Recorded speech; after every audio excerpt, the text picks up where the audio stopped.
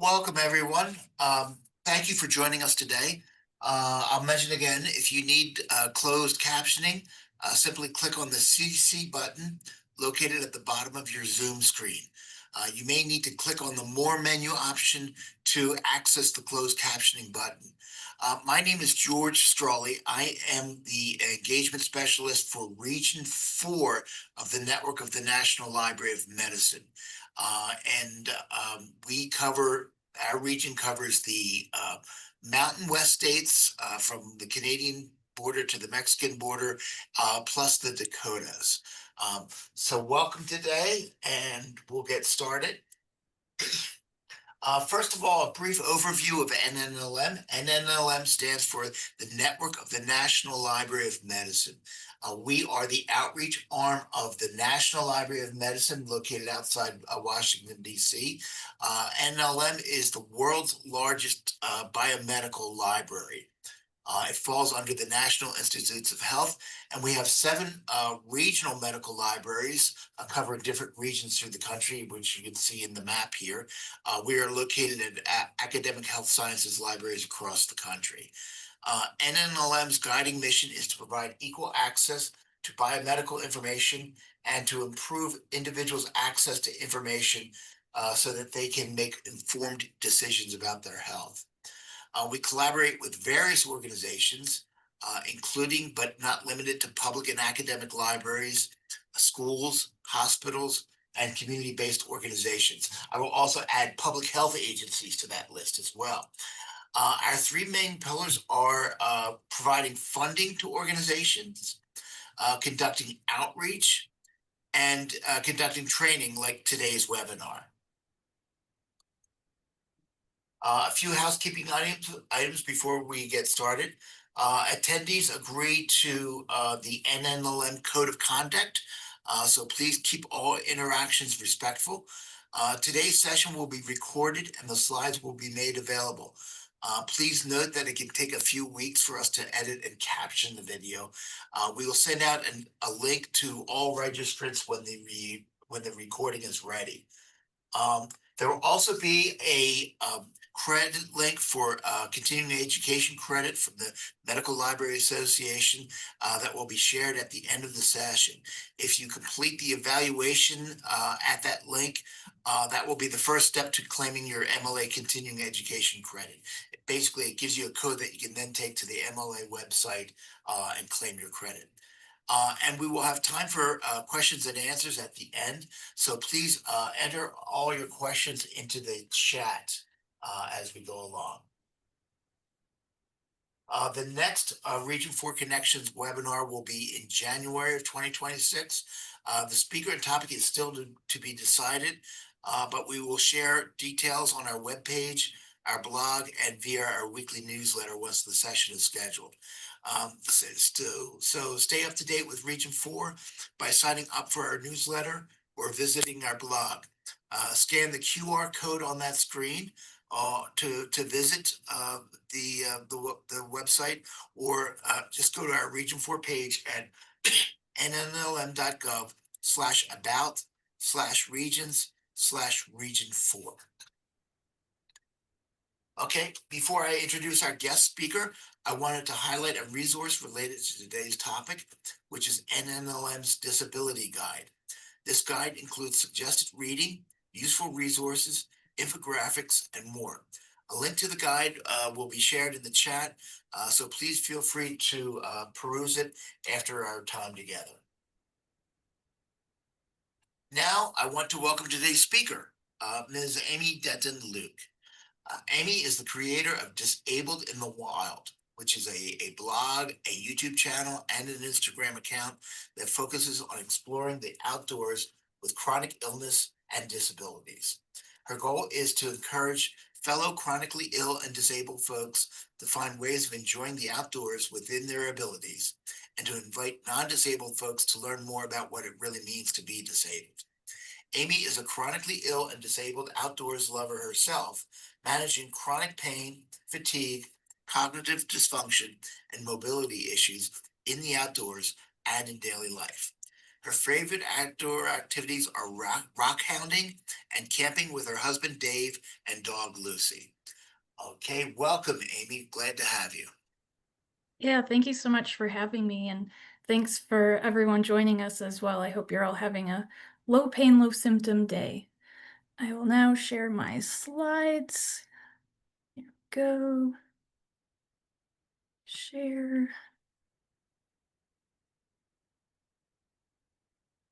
Okay.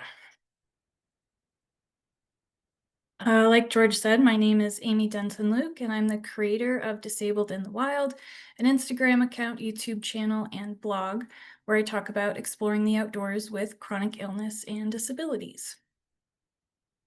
For today's presentation, I've put together some of the things I've learned and projects I've done over the last few years and turned them into a practical beginner's guide to being chronically ill and disabled outdoors, where the goal is to plan our outdoor activities with our unique challenges and considerations in mind to make our time outdoors as enjoyable as possible. So first, I'll tell you a bit about me and my background, as well as my work through Disabled in the Wild. Then we'll discuss finding the right activities, equipment, and approach that works for us. I'll also go over accessible outdoor spaces, what that means, and how to find spaces that are a good fit for you. Then we'll discuss safety, rest and recovery, and finally resources. And then we can take some questions at the end. So I'm both chronically ill and disabled myself. I've been disabled for 10 years and chronically ill for about 20.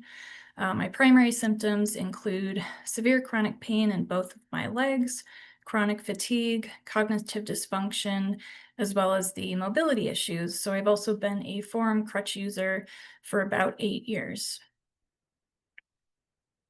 The crutches help me with a few things, including fatiguing weakness, which basically means the more I use my legs, the weaker they become, and the less function and control I have over them. So I can walk a short distance unassisted, but after a couple hundred feet, my legs just stop working correctly. The crutches also help with the nerve and muscle pain by taking some of the pressure and weight off of my legs with shorter and more mild flare ups after using them. The crutches also give me stability, balance, confidence, and freedom. It's because of my crutches that you can find me wandering around the mountains, rivers, and high desert plains of Montana and Idaho, where I like to go rock hounding, my favorite outdoor activity. If you're not familiar with rock hounding, it's where you go to certain locations known for having certain special kinds of rocks, and you go look for and collect them yourself. I mostly like to collect agates, jasper, and petrified wood, with some occasional sunstones, crystals, and fossils. By looking at me, you might not guess it, but rock hounding is actually the perfect fit for my abilities. Most of the sites I visit are on BLM land, where I don't have to walk too far from the truck to get to the collection areas, and I can explore at my own pace, going as slowly as I need to, which is perfect because it takes me about an hour to walk a mile, and I can usually walk about 2 miles in a day total. There are surprisingly benefits to being a disabled rockhound. I naturally walk very slowly, which is ideal for surface collection so you can spot the rocks you're looking for. I automatically have 4 points of contact when crossing rivers and trekking poles when I'm hiking uphill or downhill. Plus, my whole life involves steadying my muscles and finding strength and balance where it feels like there is none. So I'm actually quite comfortable and confident on steep hills and in rivers. I've learned a lot about what works for me in the outdoors over the years, like learning how to take breaks on my adventures and feeling comfortable resting in nature. Sometimes that means using a portable chair, but if I need to, I've also been known to take a quick nap on the riverbed. I've learned what gear I need to bring, so I have everything I need for the day with no extra trips back to the truck. And perhaps most importantly, I've learned to be gentle with my body, to listen to what it needs, and go at the pace my body wants. These are some of the things that I talk about through Disabled in the Wild. I started Disabled in the Wild in January of 2022 because I wanted to share my love of the outdoors and I also wanted to help people. But I was also looking for a place to use my voice and advocate for disabled people after witnessing how dismissive people were of disabled lives throughout the pandemic. I wanted people to know that immunocompromised, chronically ill, and disabled lives are worth living and they're worth protecting as well. So I started by creating an Instagram account where I like to share pictures, personal experiences, and short stories. I am a writer, so I prefer writing long form content. So I created the blog to explain my thoughts in detail and my lived experience more thoroughly. For example, the challenges and privileges of my disability experience. I wanted to help my local disabled community, so I took on the project of writing accessibility reviews for some local outdoor spaces after being inspired by Saira Nagakiri's work for disabled hikers. Then I started doing some videos for YouTube, turning some of my blog posts into video format. For example, tips for exploring the outdoors with chronic illness and disabilities, and my must-have list for outdoor adventures. I've also made a few adventure videos to show others how I like to enjoy the outdoors and how I do it with my disabilities. Through my work with Disabled in the Wild, I've been fortunate enough to get invited to give a guest lecture for the University of Maryland. I was featured in 2 local magazines last year, and I created a video for an event for Explore Austin.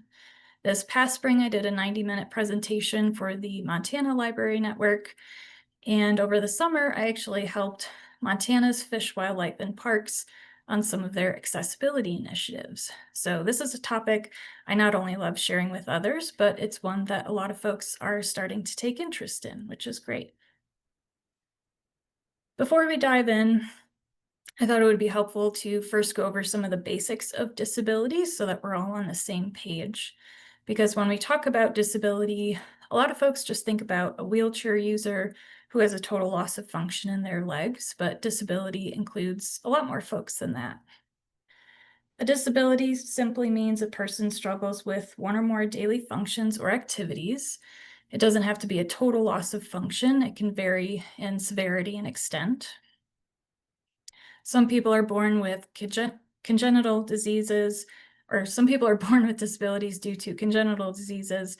Others develop disabilities later in life as a result of illnesses, injuries, or age. There are physical disabilities that affect mobility where people need to use aids such as wheelchairs, canes, or rollators, but there are also many other types of disabilities. Cognitive, developmental, psychiatric, medical, or physical disabilities that don't affect mobility. Some folks have visible or apparent disabilities, but the majority of disabled people actually have a non-apparent disability, meaning that you can't tell they're disabled just by looking at them. Some folks will have heart or respiratory conditions, neurological, musculoskeletal, or autoimmune disorders, issues with pain, fatigue, dizziness, balance, breathing, heart rate, motor control, bladder, bowels, joints, connective tissue, muscles, fainting, brain fog, executive function, vision, hearing, limb differences, and that's just to name a few. So the terms chronic illness and disability covers a lot of people who have different conditions and different struggles with different daily functions. So they will also have vastly different abilities in terms of their mobility, range of distance, and activity level. So that's important to keep in mind as we go through this guide. So what outdoor activities might a chronically ill and/or disabled person enjoy? So this will depend on what kind of outdoor spaces you have access to, your abilities and disabilities, and what's a good fit for you and your interests. So we'll explore some of the options, starting with the higher energy activities, and then we'll go into the more gentle, low energy activities. So some disabled folks will still enjoy hiking, but they can't do the longer, more difficult trails. So finding shorter trails with little elevation gain might be a better fit for them. If you're like me, going to BLM land, wandering around looking for cool rocks is a great way to get outside. If you struggle with your legs, but your arms are your strength, something like kayaking, canoeing, or rafting could be a good fit. Or if you have the adaptive gear, there's activities like mountain biking or skiing. If you're interested in trying adaptive sports, but you're not sure where to start, I recommend checking out adaptive sports organizations in your area. Just Google adaptive sports organizations plus the name of your town or area, and you'll likely find an organization nearby. These are nonprofit organizations that plan and organize outdoor activities for people with disabilities a few times throughout the year. They will have adaptive equipment and people to assist you throughout the activity, whether it's skiing, paddleboarding, kayaking, mountain biking, and more. However, they do often have requirements to join. For example, you usually have to have a permanent disability, and I'm not sure how strict they are in requirements or proof. So it might not be for everyone, but it's an option worth looking into. For people who have moderate energy levels or mobility ranges, a good activity option could be finding nature trails with no elevation gain and mostly flat paths with some benches along the way. You can also go to wildlife refuges, forest preserves, or state parks for wildlife viewing, birding, or to practice nature photography. Fishing is another fun activity you can often do while sitting. For those who have lower energy and need more gentle or low spoon activities, you can go to the beach or a fishing access to sit next to a river, ocean, or lake. You can do a picnic at a nearby park. If you don't want to do any walking, you can drive through national parks or national forests and enjoy nature from the comfort of your vehicle. Even better if someone else can drive for you. If you need activities to enjoy from home, you can enjoy your backyard if you have one by sitting or laying in the grass or on a blanket and watch the clouds moving across the sky or the trees swaying in the wind. You can get a potted plant that you can water, take care of, and watch bloom. If you need to stay in bed or on the couch, place a bird feeder outside your window so you can bird watch from bed, or do what I used to do when I was at my sickest. Find nature videos to watch online and try to imagine you're there in person. Ask yourself, what do I see, hear, smell, and feel? There's always some small way we can connect with nature, even if it's something simple or short. Go for 20 minutes or an hour instead of the whole day. Spending time in nature can look however you want it to look. It's just about finding your own way of enjoying the outdoors that works for you and your body. That's really all that matters. We kind of have to unlearn how we've been conditioned to approach the outdoors. Many of us have internalized this idea that outdoor recreation can only look a certain way, or you might feel pressure to be a certain way as a disabled person, but you don't have to be an inspiration or overcome your disabilities or be a super crip. You don't need to do everything a non-disabled person does in the way a non-disabled person does it. You don't have to conquer a mountain to feel proud of your body or get an adrenaline rush to enjoy the outdoors. It doesn't have to be about showing off your strength and power and going quickly, and it doesn't have to be a 10-mile hike or nothing. We don't have to approach the outdoors like that. It's okay to slow down, be gentle with your body, and just enjoy being in nature. So what types of features can make an outdoor space accessible or inaccessible for a disabled person? Just like disability doesn't solely mean wheelchair user, accessibility doesn't solely or necessarily mean a paved path. Because each disability and every disabled person is different, their access needs are going to be different as well. The main accessibility categories are parking, restrooms, paths, benches, and signage. For parking, is there accessible parking and is there van accessible parking? Keep in mind, some folks require that extra protected space to get in and out of their vehicle. Also, is there a ramp and a clear pathway from the parking lot to the entrance? For restrooms, are there restrooms available? Are they located farther into the site or just at the parking lot?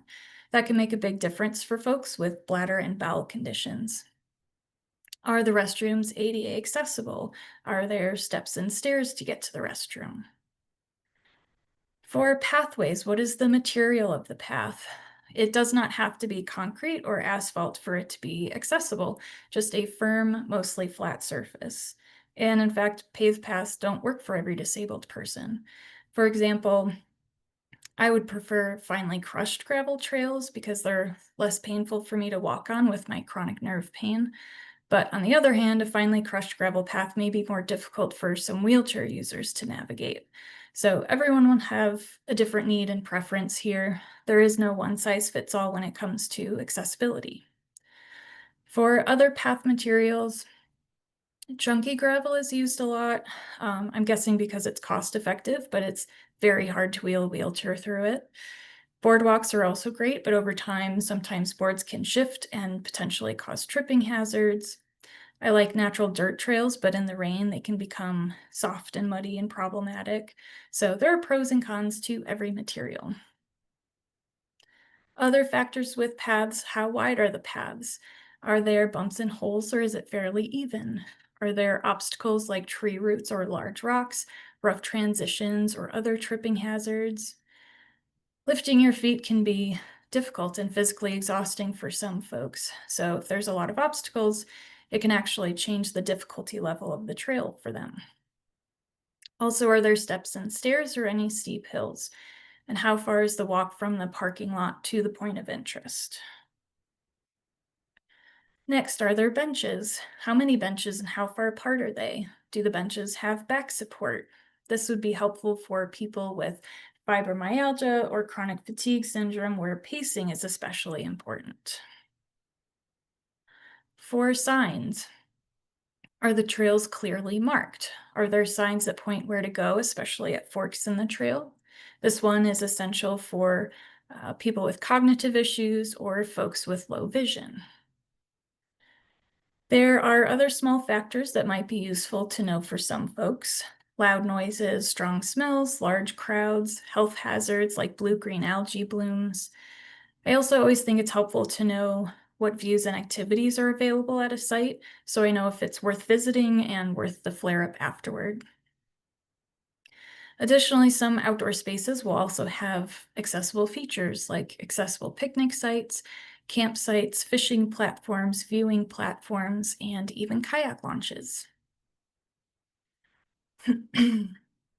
Having detailed and accurate site information is really important to be available so that each person can decide for themselves if a site is accessible to them.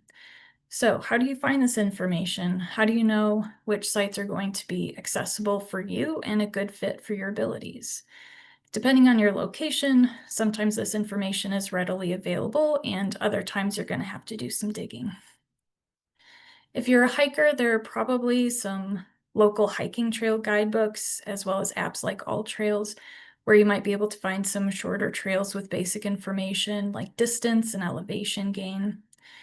Of course, these resources were not made with disabled people in mind, so depending on your disability, they likely won't have a lot of the details that you need. This is something that Siren Nagakiri, the founder of Disabled Hikers, noticed back in 2018, which is when they started writing detailed hiking trail descriptions with accessibility information. So if you're in the Pacific Northwest, I highly recommend getting the Disabled Hikers guidebooks, which have a lot of site ideas for a variety of ability levels. Disabled Hikers is also working on adding additional trails to their website, so be sure to check out their blog at disabledhikers.com. Siren's work is what inspired me to write some accessibility reviews for my own area. So if you happen to be in Missoula, Montana, you can find my reviews on my website, disabledinthewild.com. Also, Freya at Access Birding is currently working on writing a book of accessible birding locations in the US that will be published next year, so keep an eye out for that. Unfortunately, most places won't have a helpful guide to point you where to go, and most people will have to start from scratch finding that information themselves.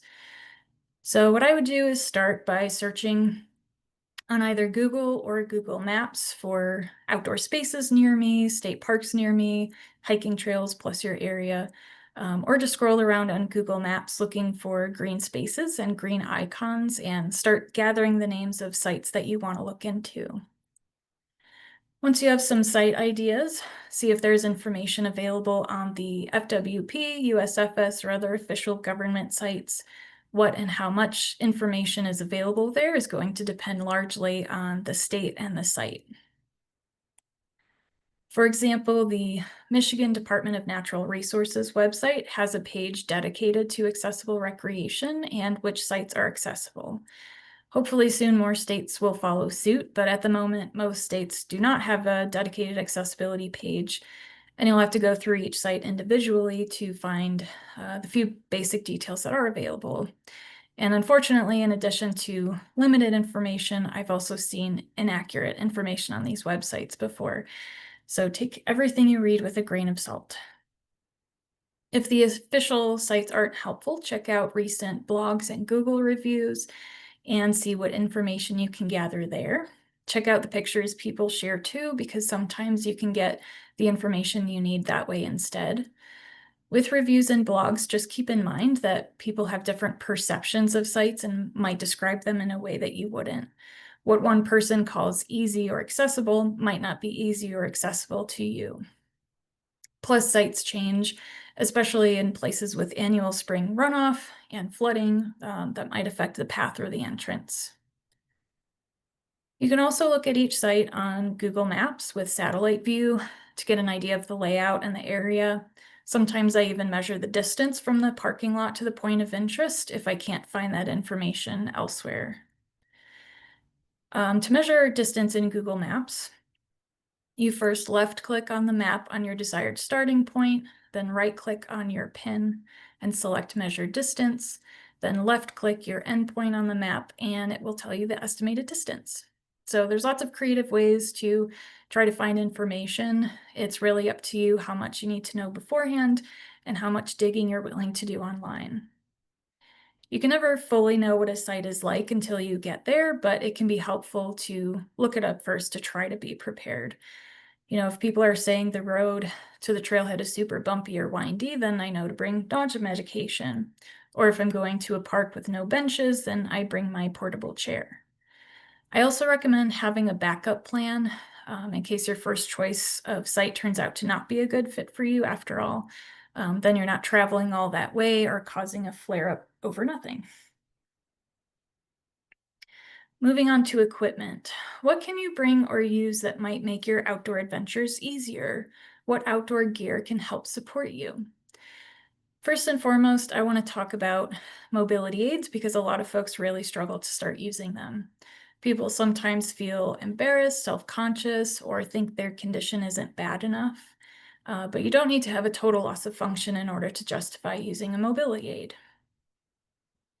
If you think a cane or rollator or trekking poles can help you reduce symptoms like pain or fatigue, or increase stability, balance, endurance, or confidence, and that's all it takes for you to get outside more and enjoy the outdoors, then it's worth it. Increasing your quality of life is a completely valid reason to use one. And you don't have to use the aid all the time, every day, or for every activity, just when you feel like you need it. I wish people knew that mobility aids are not a negative thing.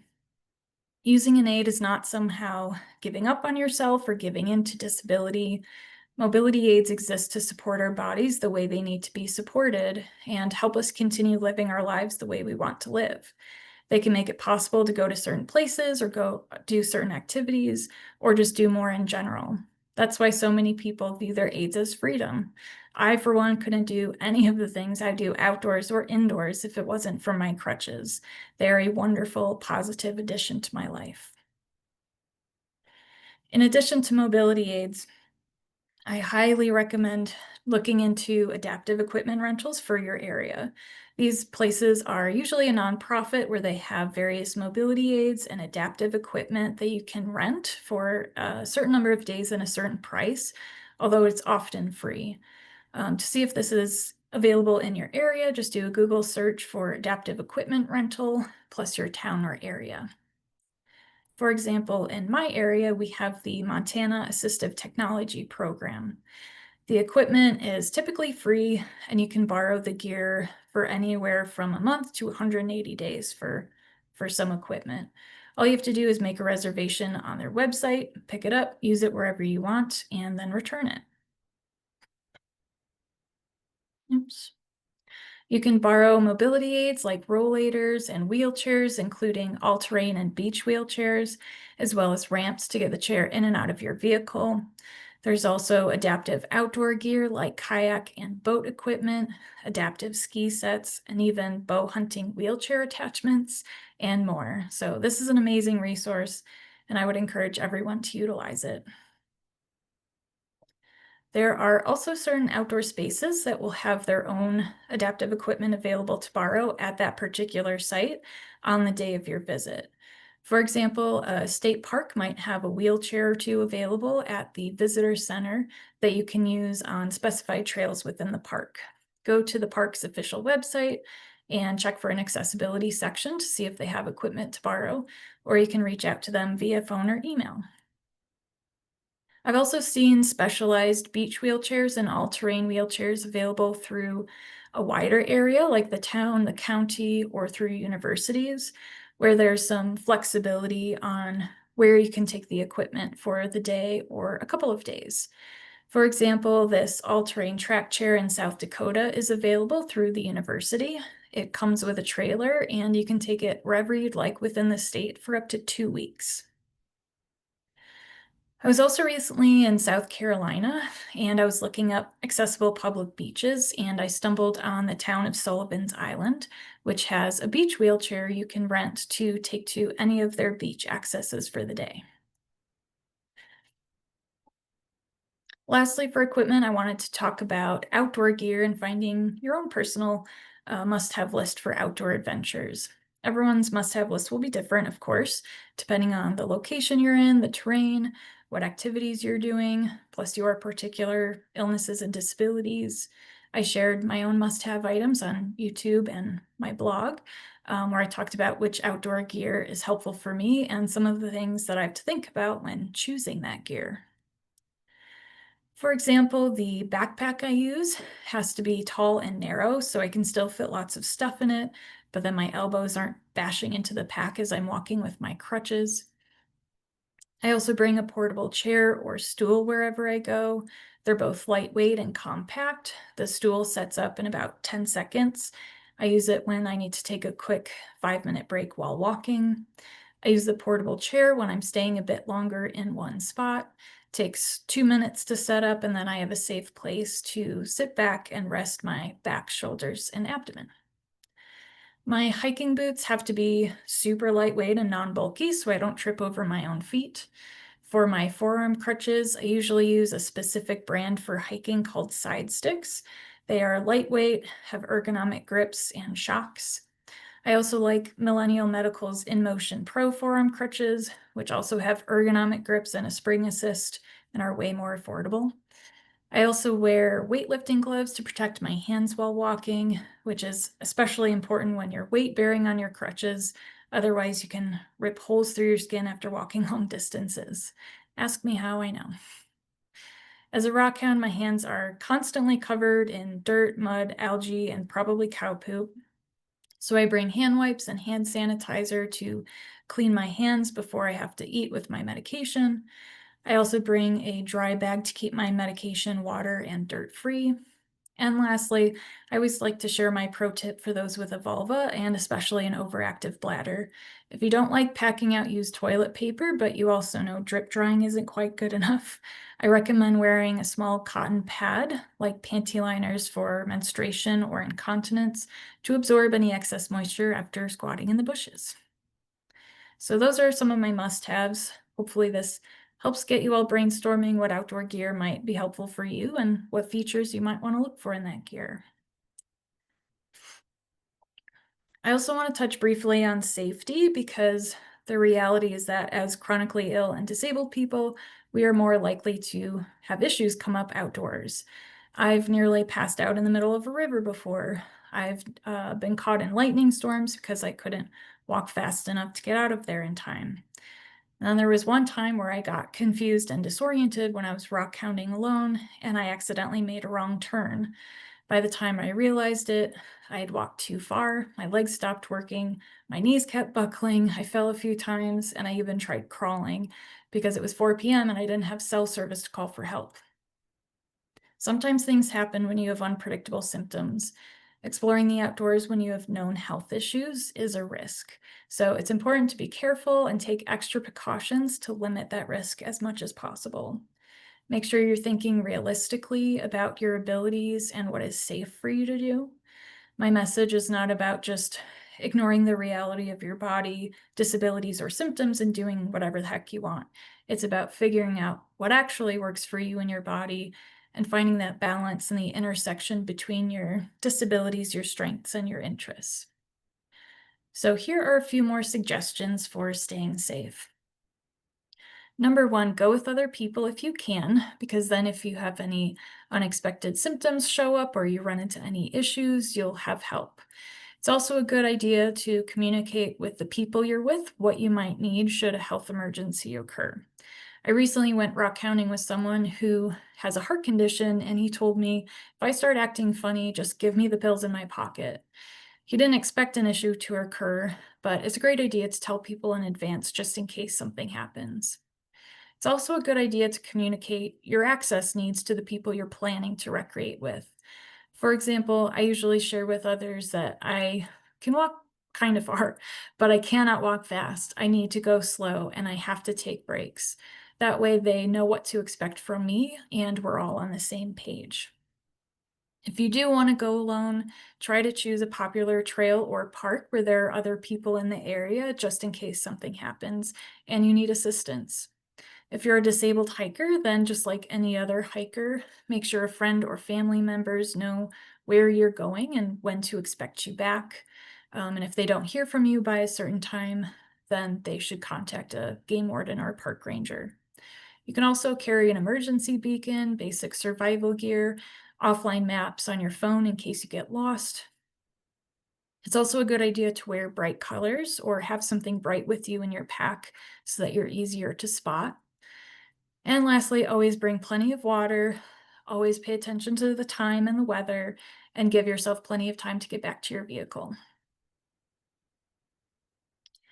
So we've talked about equipment, aids, and adaptive sports, but sometimes it's not about fitting our bodies into how we recreate outdoors, but adapting how we recreate outdoors to fit our bodies. Ask yourself, what support does my body need to make this trip more comfortable and enjoyable for me? And one of the most helpful things we can do is rest, and not just during our adventures, but before and after as well. Rest is important in the days leading up to your adventures in order to save your energy and make sure you're starting that activity with low symptoms so you can enjoy yourself as much as possible. And it's important to rest after your adventures because it's pretty common for people with chronic illnesses to have flare ups after doing pretty much anything. So when you're planning an outdoor activity, also plan for the inevitable flare up afterward. Just expect it, be prepared to take some time to rest, recover, and let your body heal. Chores and to-do lists can wait. Just be extra gentle with yourself and take good care of you. The same goes for during our adventures. Taking breaks periodically, for example, sitting down to rest for 5 to 10 minutes every hour or so, is a really good way to check in with yourself, help manage symptoms, and keep everything regulated. This can make all the difference in getting to spend more time outdoors, having less symptoms, making it a more enjoyable day, and maybe making it an easier recovery in the days afterward, too.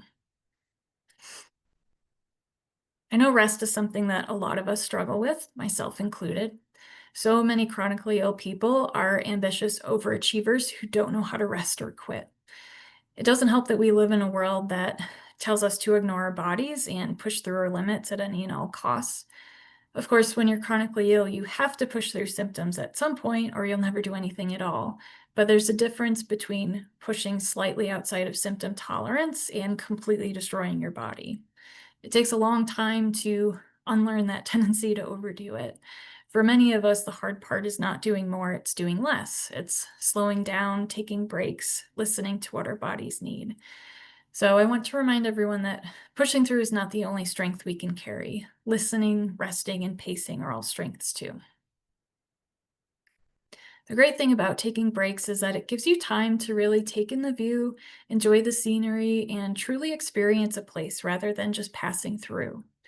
And really, that's the reason many of us spend time outdoors in the first place, to connect with nature, enjoy the views and sounds, to be in the moment, and admire the beautiful world we live in. When we recognize that simply enjoying the outdoors is the goal, it's easier to let our bodies lead the way, to be mindful of our symptoms and know when our bodies need tending to, when it's time to rest, and when it's time to go home. Because if the goal is to enjoy ourselves outdoors, then we must also enjoy, or at least tolerate, being in our bodies while we're out there. Being disabled has given me a new outlook on exploring the outdoors. It's a much slower, more intimate, and grounded approach to the outdoors, and I've grown to appreciate this new way of being in nature. I love that I can let my body lead the way, so I can more fully enjoy where I am in the moment.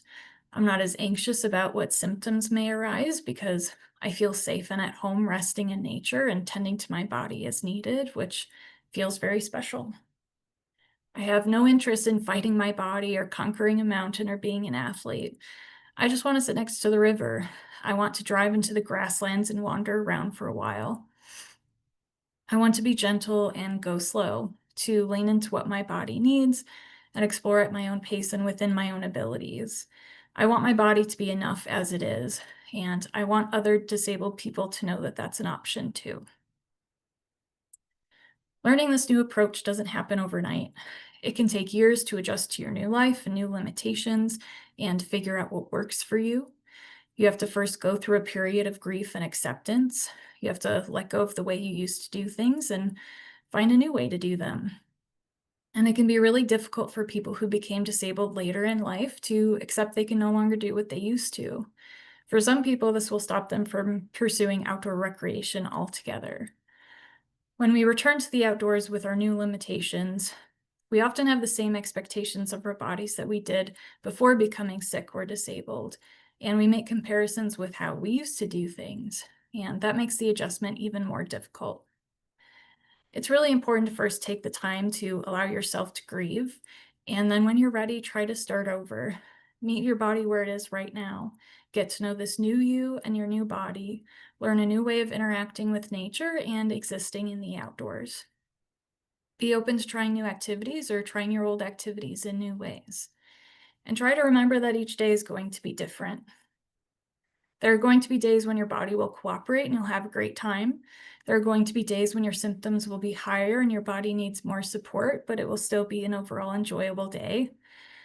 And then there are going to be days when it doesn't matter what you do, how much you prepare, how slow you go, or how much you rest. Your symptoms are going to be unbearable and it's just going to be a crappy day outdoors. So I'm not saying it's always sunshine and rainbows, because it's not. There will certainly still be times when you get frustrated with your body and you won't want to deal with your limitations.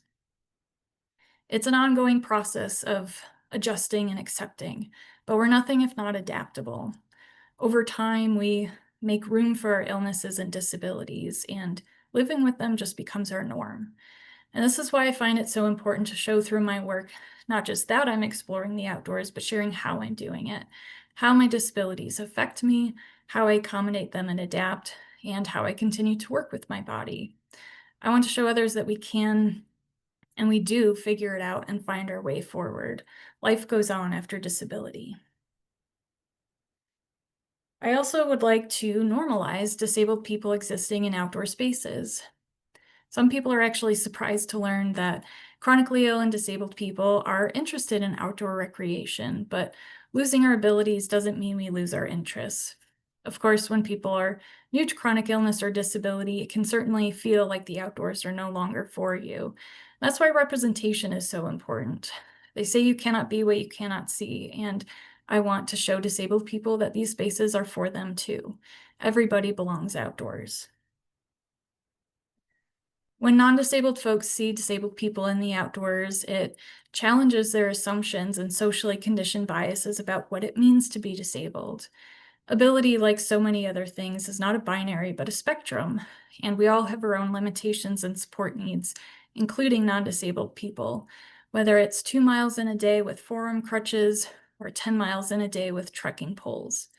A disabled person's limitations and support needs may be more profound or obvious, but it doesn't make our adventures inherently less fulfilling and our time in the outdoors any less valuable. We will all at some point need to grieve the loss of our abilities.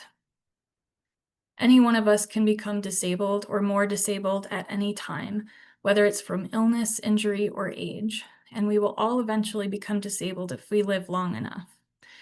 When we are able to see examples of disabled people living their lives with their disabilities, and especially when we see examples of disabled folks doing something we love to do, it can be encouraging to know that whatever happens, we can find a way to continue doing the things that we love too.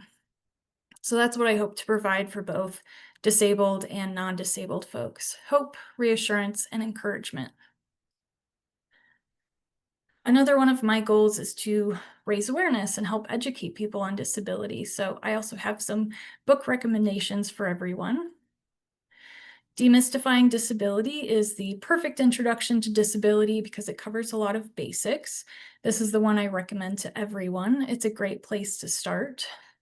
Disability Visibility is a collection of essays put together by Alice Wong, and it's written by people with various disabilities and backgrounds addressing various topics and issues.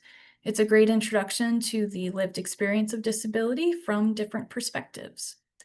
Care Work is the one I recommend most for disabled people, especially those who are interested in community and activism. A Disability History outlines the history of the concept of disability in the US, who that term has included at different times and how it has changed over time, as well as important legislation and policy. Crip Kinship and Skin, Tooth, and Bone, both of these are also for disabled people interested in activism, as well as the culture and art of the disabled community. You can read summaries and reviews of these books on my blog if you're interested. I also wanted to mention this book that is next on my reading list by Missoula author, Sarah Capdeville. The book is called Aligning the Glacier's Ghost. It intertwines stories of chronic illness with stories and descriptions of Western Montana landscapes. I also recommend checking out my blog posts, tips for exploring my must-have list, accessibility in the outdoors, and why I'm writing reviews for local outdoor spaces. I will also be adding the transcript from this talk and a condensed list of the resources I have mentioned all in one spot. To make it easier to find those resources and links, go to disabledinthewild.com/blog/NLM. Lastly, the National Library of Medicine has some wonderful resources that might be of interest to folks with chronic illnesses and disabilities. Go to nlm.nih.gov and you will find a variety of sources for health information, including PubMed for biomedical literature, clinicaltrials.gov for clinical studies, and Medline Plus for reliable and easy to understand health information on topics like illnesses, drugs, and medical tests. These resources are really important to have, especially in a time like this when misinformation is so prevalent.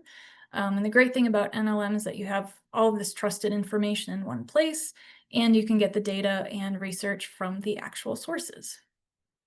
So let's say you want to look up information on your diagnosis, for example. We can start on Medline Plus, where there's easier to digest information for us civilians. You can go to health topics and search for your illness, or if your doctor ordered a test or prescribed a medication and you want to learn more about it, you can do that here too. Or let's say you're curious about clinical trials related to your condition. You can look that up on clinicaltrials.gov. I also found a helpful section under the Study Basics tab on how to read study results, which is very important. And then you can look at other studies done on PubMed and find citations and abstracts of biomedical literature. The site does mention that it doesn't include full text journal articles. However, links to the full text are often available. From the main page, you can also go to the tab Resources for You and click on For the Public. This page talks about the resources I just went over, as well as a link to the page of exhibitions on the social and cultural history of medicine and the digital collections, an online resource with books, images, and videos. So there's tons of information available here. I've been excited to dig into some of this myself because I have a background in anthropology and I'm really interested in medical anthropology. And in the future, I hope to do more learning about models and approaches to illness and wellness. So this will be a great resource for that. In closing, I always like to leave everyone with this. We don't always get to choose what happens to us or the challenges that we face. Life with chronic illness and disability can certainly be difficult and challenging, but we can still have meaningful and fulfilling lives. We are here for such a short time, and I don't want to waste my life wishing it were different. This is the one life I know I'm going to have, and I plan to enjoy it no matter my abilities. And I hope you all do too. Thanks everyone for joining. Here's my contact information if you want to reach out to me, or you can feel free to ask questions in the comments. Thanks everyone.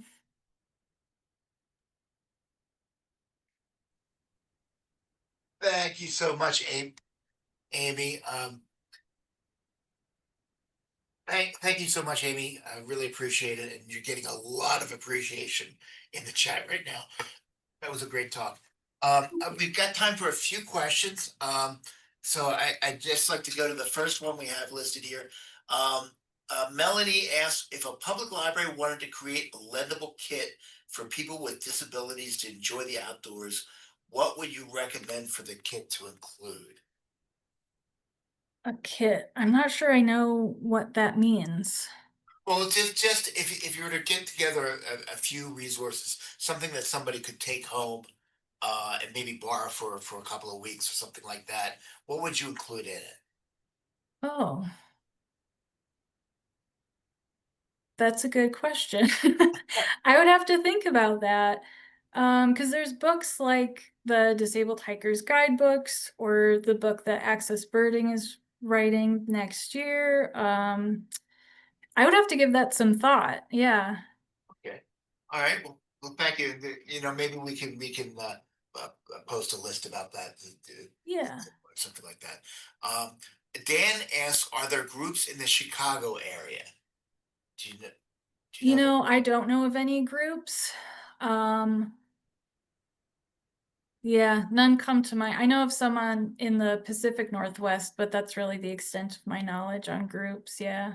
Okay, all right. Diane asked, what are the benefits of using forearm crutches instead of just using canes with the flat handle, facing the cane handle in the same direction as the handrests? Yeah, it kind of depends on your disability and why you're using them in the first place. I actually started out by using a cane because I just had right-sided weakness, but then it progressed to where I needed help on both sides. So yeah, that's really going to depend on your disability and why you're using them. Okay, great, thank you. Do you prefer to hike solo or with a friend or a partner? So, I'm a bit of a loner. I prefer to rock hound alone. But yeah, it's not always safe, like I said. So I've been trying to go out with people a little bit more. But fortunately, my husband is always nearby in the truck, doing what he likes to do, playing video games or using the drone, playing with his toys. So I always have somebody nearby to help me if I need it, if I have cell service, that is. okay. And we also have some questions about allies. What are some ways allies can advocate for more accessible trails or outdoor programs in the local community? I would reach out to um they go by a different name in every state. We have Fish, Wildlife, and Parks. I know there's also the Department of Natural Resources. I would get in touch with them, reach out to your state, and tell them that you would like to see more accessibility at different parks. You can also when you're writing reviews for trails and parks that you go to, either on Google or wherever you leave reviews, try to leave your own accessibility details on what the path is like and the parking and the bathrooms, and take lots of pictures so that you can help communicate what's there right now. But yeah, I would at least reach out to Fish, Wildlife, and Parks or Department of Natural Resources or whatever it is in your state. Sounds like a lot of that shared knowledge is very necessary and Hmm. very helpful. A couple comments. Sarah suggests carrying a whistle when out hiking. Um, That's a great idea. and Heidi wants to say thank you for your advocacy and helping guide us through the process of learning about our limitations. Um, and I got a comment and a question here from Junie. Rad Resources, thank you for your work. Also, it seems like your pictures all look summery. Uh, any advice to keep getting outdoors in winter for people who can't do traditional winter activities? Yeah, that's tricky. I hibernate in the winter. I don't do anything in the winter. Um, yeah, I think the biggest issue with that is going to be snow removal where you are, and if snow and ice is an issue on the trails. But I mean, you can wear what are those spiky attachments that you put on your boots? Stuff like that. Electric heated socks. Yeah, I don't know. And is your dog trained to help you in case of an emergency? Somebody wants to know that. She's not. She's my protector. She will protect me at any and all costs, but I don't think she would know what to do in an emergency. A couple more comments. Um, Diane said, thank you tons for the information you have shared. I'm excited about the possibilities I see after being here. So that's very encouraging. Nora says, great webinar. You are amazing and an inspiration. I too have taken my disability and found a positive way forward. So, So, and there's Nora on screen, by the way. oh. Okay, well, that's all the questions I think we've gotten. If I've missed any, I apologize. But let's give Amy another round of applause, and I will just do a real quick thank you slide here. Just a second, because we do want to let you know that we that if you do have any questions, you can email us at region4@nnlm.gov. So that is a possibility. We'll definitely help you get in touch with Amy, or you can just go to her, contact her through her blog at